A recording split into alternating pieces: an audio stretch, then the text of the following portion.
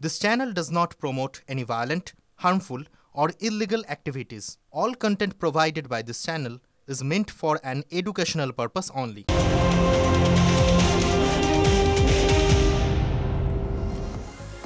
দেখছেন টিভি9 Bangla full and ফাইনালের এই সেগমেন্টে আপনাদের সঙ্গে রয়েছে আমি মধুকল্পিতা, আমার সঙ্গে রয়েছে শুভজিৎ।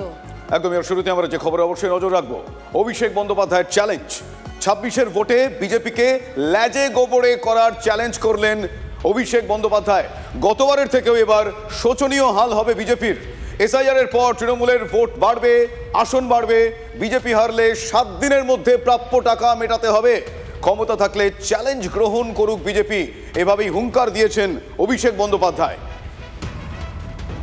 যারা বলছে যে এসআইআর হলে তৃণমূলকে দেখা যাবে না, তৃণমূলকে পাওয়া যাবে না, আর তৃণমূলের ভোট শতাংশও বাড়বে, আসন সংখ্যাও বাড়বে, আমি আপনাদের কিচ্ছু বলছি না। আমি খালি এটুকু অনুরোধ করছি অত্যন্ত বিনয়ীভাবে, বিনম্রতার সাথে, যে বাংলা যদি আপনাদের আবার ল্যাজে গোবরে করে, যেভাবে 2021-এ আপনাদের ল্যাজে গোবরে করে হারিয়েছিল, তার থেকেও বেশি শিক্ষা আপনাদের দেবে এবং তৃণমূল কংগ্রেসের ক্ষেত্রে ভোট শতাংশ, আসন সংখ্যা দুটোই বাড়বে।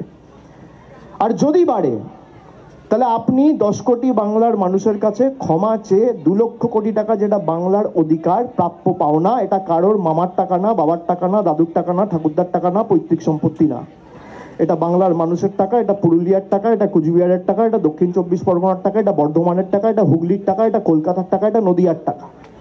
এই টাকা আপনাকে 7 দিনে ছাড়তে হবে। বিজেপির যদি ক্ষমতা থাকে তাহলে বিজেপি চ্যালেঞ্জ অ্যাকসেপ্ট করুক। আমি তো 1 মাস আগে বলেছি, করছে না কেন? অভিষেক বন্দ্যোপাধ্যায় কি বললেন আপনাদের শোনালাম। এই মুহূর্তে আমাদের সঙ্গে টেলিফোন লাইনে রয়েছেন বিজেপি নেতা, এই মুহূর্তে রয়েছেন বিজেপি নেতা এবং কেন্দ্রীয় শিক্ষা প্রতিমন্ত্রী সুকান্ত মজুমদার। সুকান্তবাবু, আপনাদের সরাসরি চ্যালেঞ্জ করছেন।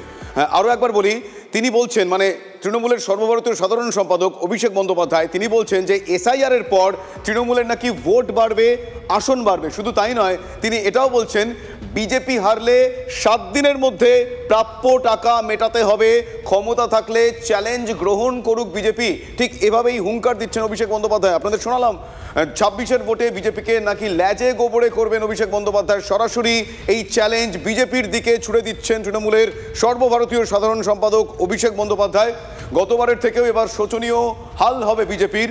এসআইআর এর পর তৃণমূলের ভোট বাড়বে, আসন বাড়বে, বিজেপি হারলে 7 দিনের মধ্যে প্রাপ্য টাকা মেটাতে হবে, ক্ষমতা থাকলে চ্যালেঞ্জ গ্রহণ করুক বিজেপির, হুঙ্কার দিয়েছেন অভিষেক বন্দ্যোপাধ্যায়। আপনাদের আরো একবার শোনাবো অভিষেক বন্দ্যোপাধ্যায় কি বলেছেন।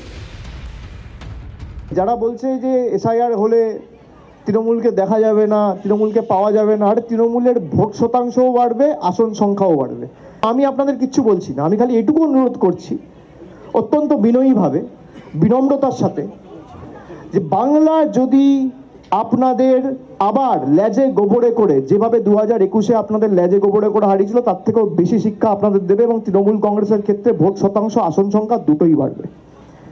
আর যদি বাড়ে তাহলে আপনি 10 কোটি বাংলার মানুষের কাছে ক্ষমা চেয়ে 2 লক্ষ কোটি টাকা, যেটা বাংলার অধিকার, প্রাপ্য পাওনা, এটা কারোর মামার টাকা না, বাবার টাকা না, দাদুর টাকা না, ঠাকুরদার টাকা না, পৈতৃক সম্পত্তি না, এটা বাংলার মানুষের টাকা, এটা পুরুলিয়ার টাকা, এটা কুচবিহারের টাকা, এটা দক্ষিণ 24 পরগনার টাকা, এটা বর্ধমানের টাকা, এটা হুগলির টাকা, এটা কলকাতার টাকা, এটা নদিয়ার টাকা।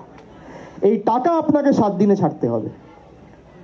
বিজেপির যদি ক্ষমতা থাকে তাহলে বিজেপি চ্যালেঞ্জ অ্যাকসেপ্ট করুক। আমি তো 1 মাস আগে বলেছি, করছে না কেন? সরাসরি বিজেপির দিকে চ্যালেঞ্জ ছুড়ে দিয়েছেন তৃণমূল কংগ্রেসের সর্বভারতীয় সাধারণ সম্পাদক অভিষেক বন্দ্যোপাধ্যায়। 26-এর ভোটে বিজেপিকে ল্যাজে গবরে করার চ্যালেঞ্জ করছেন অভিষেক বন্দ্যোপাধ্যায়। 21-এর ভোটের প্রেক্ষাপট টেনে তিনি সেই বিষয়টা আরও উল্লেখ করেছেন। গতবারের থেকেও এবার শোচনীয় হাল হবে বিজেপির। এসআইআর এর পর তৃণমূলের ভোট বাড়বে, আসনও বাড়বে, ঠিক এভাবেই বিজেপি হারলে 7 দিনের মধ্যে প্রাপ্য টাকা মেটাতে হবে বলে চ্যালেঞ্জ করছেন অভিষেক বন্দ্যোপাধ্যায়।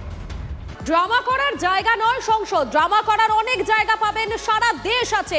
সংসদ ড্রামা নয়, ডেলিভারি করার জায়গা। যেখানে হেরেছেন সেখানে বলেছেন, যেখানে হারবেন সেখানে গিয়েও আন্দোলন করুন। সংসদের শীতকালীন অধিবেশনের শুরুতেই বিরোধীদের তীব্র আক্রমণ প্রধানমন্ত্রী। जो पहली बार चुन करके आए हैं या जो छोटी आयु के हैं, वैसे सभी दलों के सभी सांसद बहुत परेशान है, बहुत दुखी हैं। अपने सामर्थ्य का परिचय कराने का अवसर नहीं मिल रहा है और इसलिए मेरा आग्रह रहेगा, इन चीजों को गंभीरता से लें। ड्रामा करने के लिए जगह बहुत होती है, जिसको करना है करते रहें, यहाँ ड्रामा नहीं, डिलीवरी होनी चाहिए। नारे के लिए भी जितने नारे बुलवाने वो पूरा देश खाली पड़ा है। जहाँ पराजित होकर के आए वहाँ बोल चुके हो, जहाँ अभी पराजय के लिए जाने वाले हो वहाँ भी बोल दीजिए। यहाँ तो नारे नहीं, नीति पर बल देना चाहिए और वो आपकी नीयत होनी चाहिए। हो सकता है राजनीति में नेगेटिविटी कुछ काम आती होगी, लेकिन अल्टीमेटली नेशन बिल्डिंग के लिए कुछ सकारात्मक सोच भी होनी चाहिए। আপনারা শুনলেন প্রধানমন্ত্রী নরেন্দ্র মোদী তিনি কি বলছেন। তিনি বিরোধীদের নিশানা করে খোঁচা দিচ্ছেন এবং বিরোধীদের এই যে নিশানা করে মোদীর নাটক খোঁচা তার জবাব দিয়েছেন অভিষেক বন্দ্যোপাধ্যায়। এসআইআর এর জন্য 40 জনের মৃত্যু হয়েছে, এ বিষয়ে আলোচনা চাইলে সেটা নাটক। পেহেলগাঁও দিল্লি বিস্ফোরণ নিয়ে আলোচনা চাইলে নাটক। সরকারের সংসদে আলোচনা করার দায়বদ্ধতা নেই, প্রশ্ন তুললেন তৃণমূলের সর্বভারতীয় সাধারণ সম্পাদক। আমি যদি সরকারের দায়িত্বে থাকি বা প্রধান হই বা কোনো রকম কোনো সরকারের কোনো ইম্পর্টেন্ট গুরুত্বপূর্ণ জায়গায় থাকি বা শাসক দলের নেতা হই, আমি ডিসকাশন এড়িয়ে যাব কেন? আমার যখন কিছু বলার থাকবে না, আমার কাছে যখন প্রশ্নের উত্তর থাকবে না, তখন আমি এড়িয়ে যাব।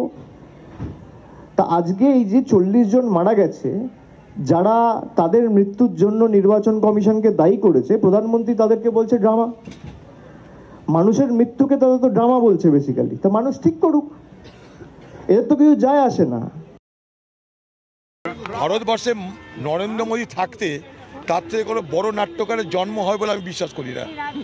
নরেন্দ্র মোদী যতক্ষণ আছে তখন সে জায়গায় ভ্যাকেন্সি নেই। যেমন বিজেপি বলে এখন পিএমের জায়গায় ভ্যাকেন্সি নেই, পাশাপাশি আমি বলবো নরেন্দ্র মোদী মতো এত ড্রামাটিস্টের জায়গায়, এত নাট্যকারের জায়গায় কোনো ভ্যাকেন্সি নেই। নরেন্দ্র মোদী যদি দম থাকতো তাহলে বিহারের নির্বাচনে খাজানা উজাড় না করে, রাজকোষ উজাড় না করে তার উন্নয়নের গল্প বলে, তার বিকশিত ভারতের গল্প বলে তার ভোট নিতে হতো।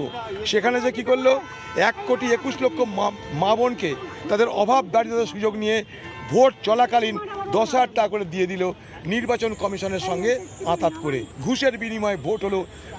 ভারতবর্ষের প্রধানমন্ত্রী এই কথাটা যদি পার্লামেন্টে স্বীকার করতেন তাহলে তার সততা বাড়ত, নৈতিকতা বাড়ত।